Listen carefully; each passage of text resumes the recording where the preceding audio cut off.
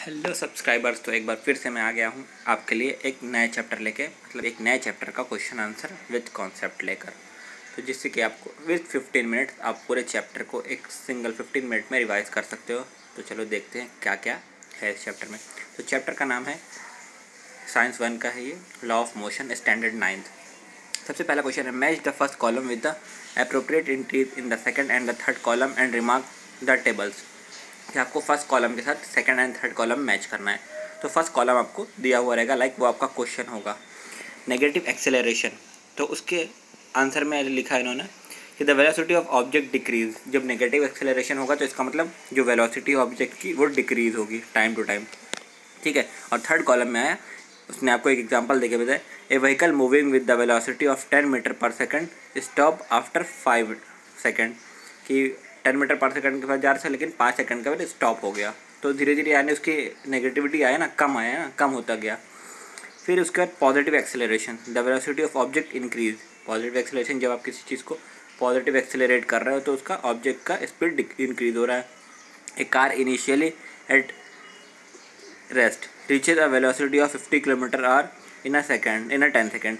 कि पहले तो वो खड़ी थी लेकिन फिर उसके बाद उसने स्टार्ट किया अपने आप को, और करते करते वो 50 किलोमीटर स्पीड पे पहुंच गई 10 सेकंड में। यानी आप एक्सीलेटर बढ़ा रहे हो ना, एक्सीलेटर कम तो नहीं कर रहे हो, इसलिए वो पहुंच गई 10 सेकंड में 50 किलोमीटर की स्पीड पे। फिर थर्ड है ज़ीरो एक्सेलरेशन। ज़ीरो एक्सेलरेशन जहाँ पर मतलब एक्सेलरेशन की कोई बात ही नहीं है। The velocity of object constant, velocity बिल्कुल कांस्टेंट रहेगी। A vehicle is moving with velocity of 25 metre per second. कि जिस वेलोसिटी के साथ मूव कर रहा है वो कंटिन्यू उसी वेलोसिटी के साथ मूव करता रहेगा। देन देखते हैं सेकंड क्वेश्चन। सेकंड क्वेश्चन में क्लासीफाई द डिफरेंस। अब आपको डिफरेंस करना है किसमें, डिस्टेंस एंड डिस्प्लेसमेंट। ये ना बहुत ही इंपॉर्टेंट क्वेश्चन होता है। कोई ना कोई आपके स्कूल एग्ज़ाम में, मतलब यूनिट टेस्ट हो गया या कोई भी हो गया सेमेस्टर, पूछता है ये, क्योंकि ये ना टीचर्स के सबसे फेवरेट क्वेश्चन में से एक होते हैं। तो सबसे पहले डिस्टेंस की बात करेंगे। पॉइंट 1 है, distance is the length of actual path travel by an object. कि एक जो एक्चुअल पाथ है, एक पूरा पाथ जिसको हम कवर कर रहे हैं, एक ऑब्जेक्ट यानी कोई भी हो सकता है, आप हो सकते हो, बस हो सकती है, ट्रेन हो सकती है, कार हो सकती है, वो एक पूरा कंप्लीट पार्ट। डिस्प्लेसमेंट, डिस्प्लेसमेंट का फर्स्ट पॉइंट है, displacement is the minimum distance between the starting and finishing point. अब सपोज आप बोलोगे ये कैसे, तो मैं आपको एक एग्जांपल देके बता देता हूँ कि आपको ये एक पूरा सर्कल दिया हुआ है, ठीक है। तो अब आप बोलोगे कि डिस्टेंस क्या है ना, तो आप इस सर्कल से यहाँ पर खड़े हो, आप यहाँ से शुरू करके चलते चलते चलते चलते चलते चलते पूरा यहाँ पर आ गए, तो ये आपका क्या हो गया, डिस्टेंस हो गया, ठीक है। कि आपने पूरा डिस्टेंस कवर करी, पूरा यहाँ से घूम के। लेकिन अब डिस्प्लेसमेंट क्या होगा कि आप यहाँ से चल के यहाँ आ गए और वापस यहाँ से भाग के यहाँ चले गए, तो ये हो गया आपका डिस्प्लेसमेंट। मतलब आपने एक शॉर्टकट, सपोज मैं आपको बता देता हूँ, एक सेकेंड।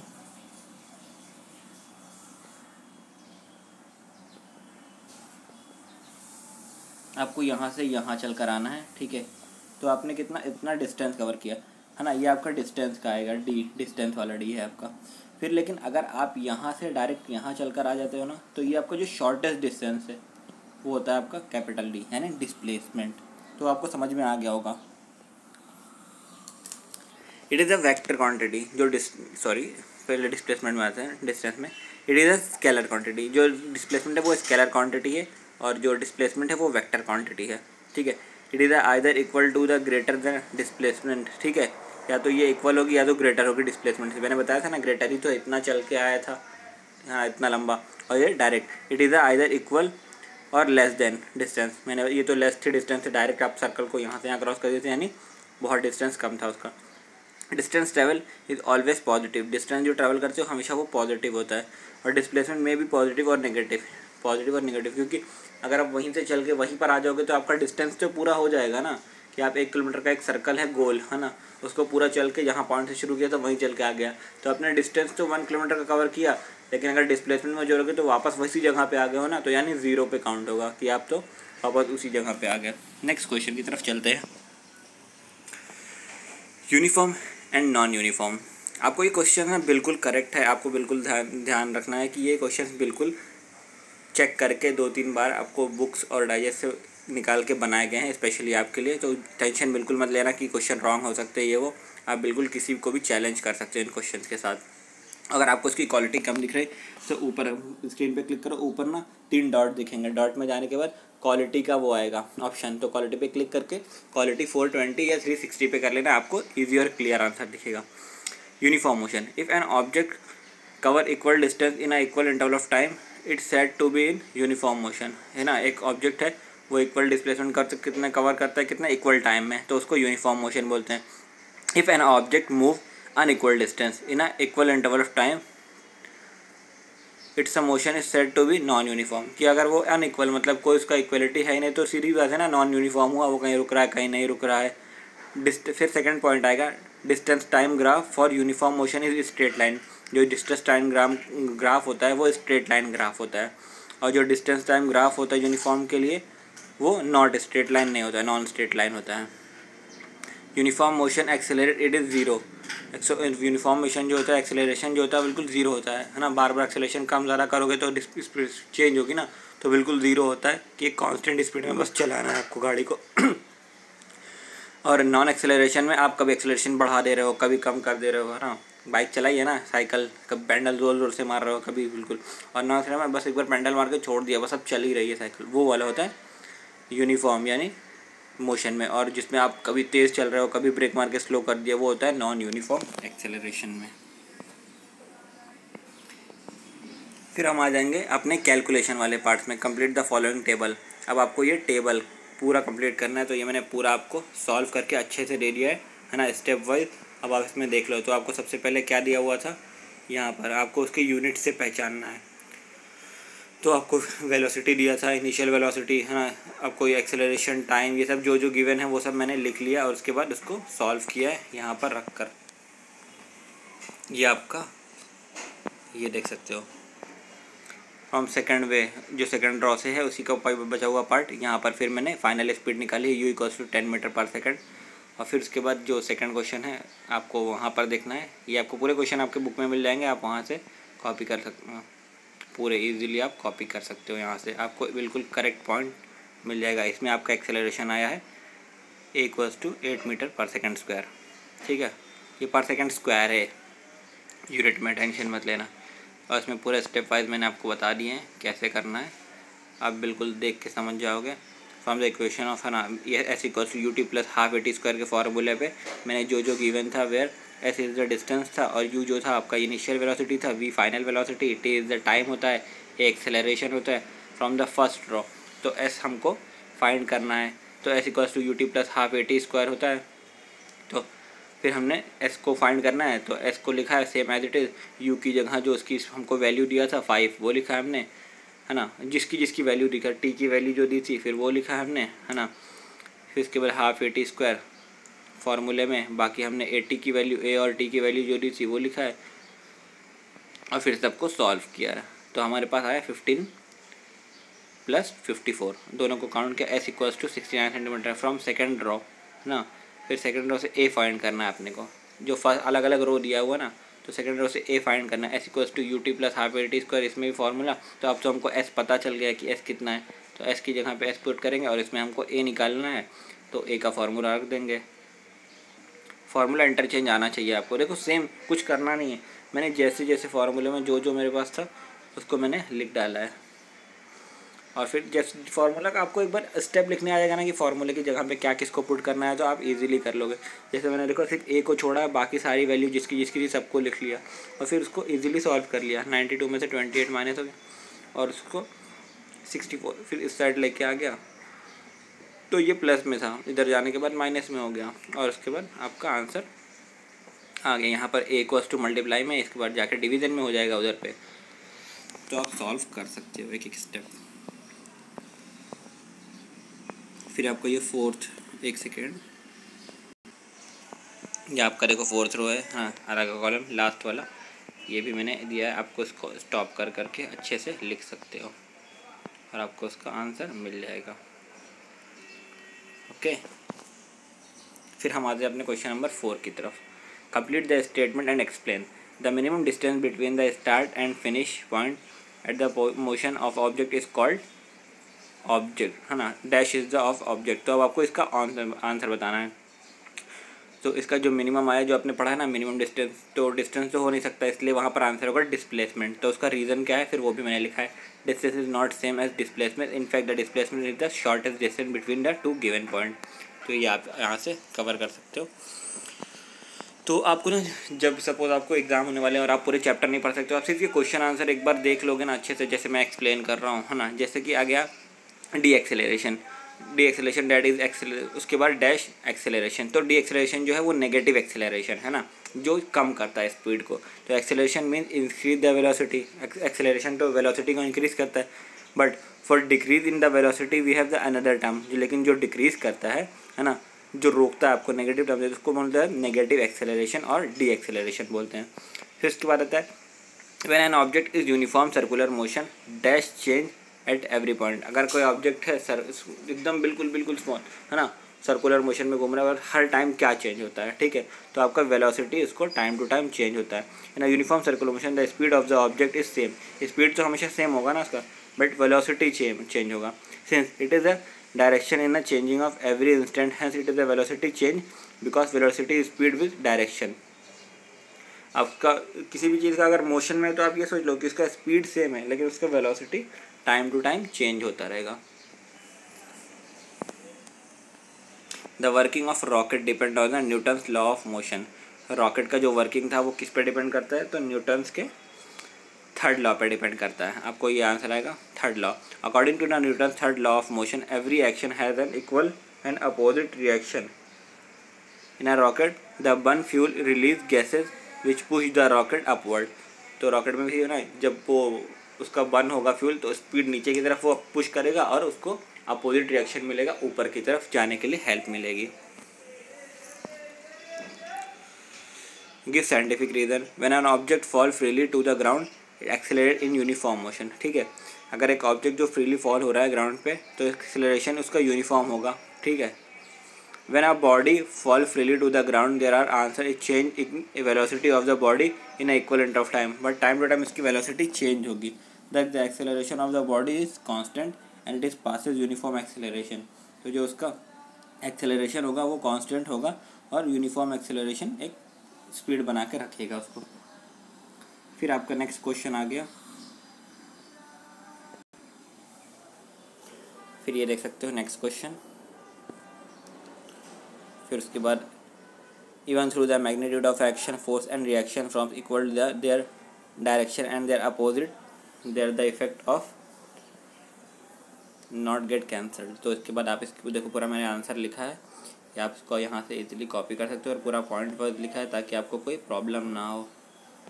अब इसको स्टॉप करके अच्छे से पूरा आंसर लिख सकते हो।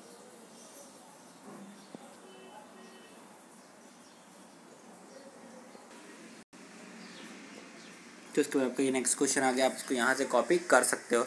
It is easier to stop a tennis ball as compare to a cricket ball when the both are travelling with same velocity. क्या ईजियर है क्या एक टेनिस बॉल को और क्रिकेट बॉल को, है ना, सेम स्पीड से अगर आ रहे हैं तो उनको रुकना। तो आपको आंसर देना है cricket ball is heavier than the tennis ball, hence the force required to the stop if cricket ball is more as compare to tennis ball. तो सीधी बात है कि वो ज़्यादा हैवी रहेगी तो उसको ज़्यादा फोर्स देना पड़ेगा रोकने के लिए। As known as force equals to mass into acceleration. Force जितना ज़्यादा रहेगा मास और एक्सेलरेशन उतना ज़्यादा होगा।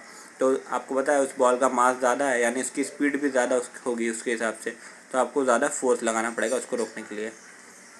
फिर आपको बताना है here force is directly proportion to the mass. तो आपको फोर्स बताना है कि वो डायरेक्टली प्रोपोर्शन है मास के। So even the velocity is the same, the mass of the leather ball is greater than that of the tennis ball. तो mass बहुत ज़्यादा होगा, which mass multiply by the velocity and hence the more momentum and it's not easier to stop cricket ball. Okay, तो अब अपन चलते हैं अपने next question की तरफ। फिर आपको नेक्स्ट क्वेश्चन आता है the velocity of object at a rest condition to be uniform, है ना। जो वेलोसिटी ऑफ ऑब्जेक्ट है वो रेस्ट कंडीशन में यूनिफॉर्म होती है क्या कि नहीं। तो आपको मैंने आंसर यहाँ पे पॉइंट वाइज बना के लिखा है, आप इजीली यहाँ से लिख सकते हो। When a body is a rest there is a no change in velocity. अगर रेस्ट पे होती है तो उसकी वेलोसिटी में कोई चेंज नहीं होता। A body with constant velocity is said to be uniform motion. हाँ, कांस्टेंट वेलोसिटी में उसका मोशन यूनिफॉर्म होता है। Hence the state of the rest is an example of uniform motion. इसलिए रेस्ट को आपको यूनिफॉर्म मोशन बोला गया है। फिर आपको एक बड़ा क्वेश्चन दिया गया है, ये काफ़ी आपका टेक अ 5 एग्जाम्पल, अलग अलग 5 एग्जाम्पल लिए गए हैं। Give the explanation based on Newton's law of example. जो न्यूटन्स लॉ ऑफ पे आपको देना है यार, मैं भी कंफ्यूज हो जाता हूँ, इतने बड़े बड़े आंसर लिखना पड़ते हैं यार आप लोग के लिए।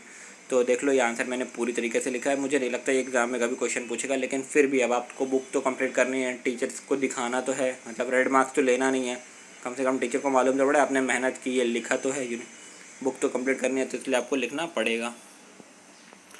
तो इसके अलग अलग पॉइंट बना के लिखें, आगे और आगे भी है नेक्स्ट स्लाइड में, वहाँ पे भी। तो 2 पॉइंट इधर हो गए और बाकी के पॉइंट आगे हैं, ठीक है।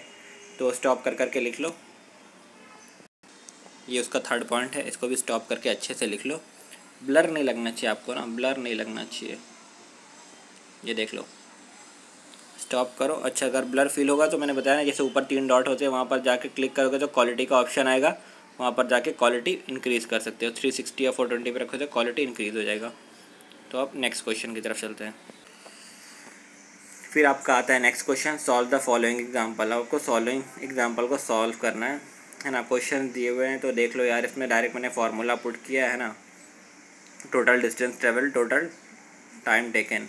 तो टोटल डिस्टेंस को कितनी ट्रैवल किया था उसने, 18 + 22 + 14 बोला है ना इसने। पहले 18 मीटर गया है ना 3 सेकंड में, फिर 22 मीटर गया 3 सेकंड में, फिर 14 सेंटीमीटर गया 3 सेकंड में, है ना। और टोटल टाइम कितना है, 3 + 3 + 3। अब आपको इसके हिसाब से सॉल्व कर देना है ना। तो आपको आएगा 54 और 9, तो 54/9, 9 × 6 = 54। आपका जो एवरेज स्पीड आ गया। बहुत ईजी क्वेश्चन होती है, आपको बस आपको क्या होना चाहिए, आपको याद रहना चाहिए फॉर्मूले, और आपको उसमें पुट करना आना चाहिए। फिर आपका ये नेक्स्ट क्वेश्चन है, ये भी बहुत इजी है यार, इसमें भी देख लो मार्क्स दिया हुआ है ना। सब मैंने आपके लिए इजीली और स्टेप वाइज सॉल्व किया है। ऐसा बिल्कुल ऐसा लिख दोगे तो बस टीचर तो पागल होकर आपको मार्क्स देने के लिए एकदम खुशी के मारे आएगी और आपकी बुक फाड़ के मार्क्स देगी, मतलब बुक नहीं फाड़ेगी, पेन से इतने ज़्यादा मार्क्स देगी।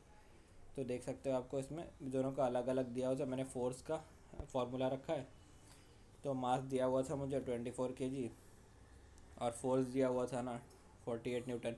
मुझे एक्सेलरेशन फाइंड करना था, तो ए इधर है, इसको इस साइड लेके गया 48/24, तो 24 2 यानी एक्सेलरेशन मुझे मिल गया। ये जो आपको न्यूटन में दिया हुआ ना, तुरंत समझ जाओ कि आपको ये फोर्स दिया हुआ है ना।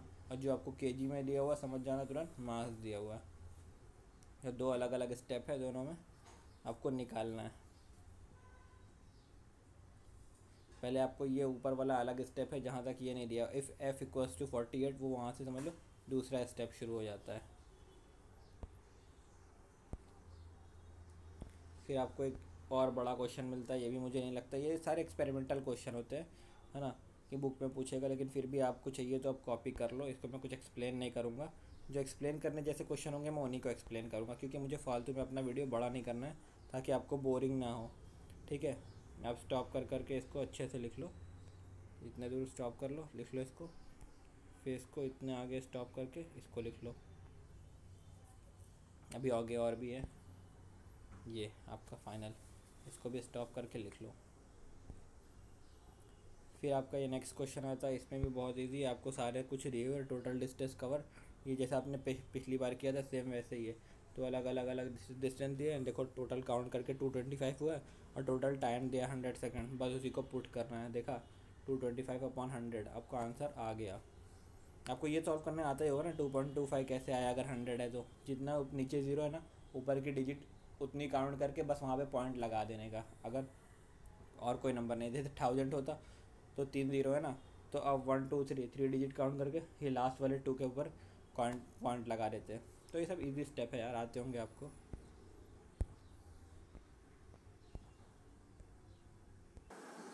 तो फाइनली अब आपका चैप्टर हो गया है कंप्लीट।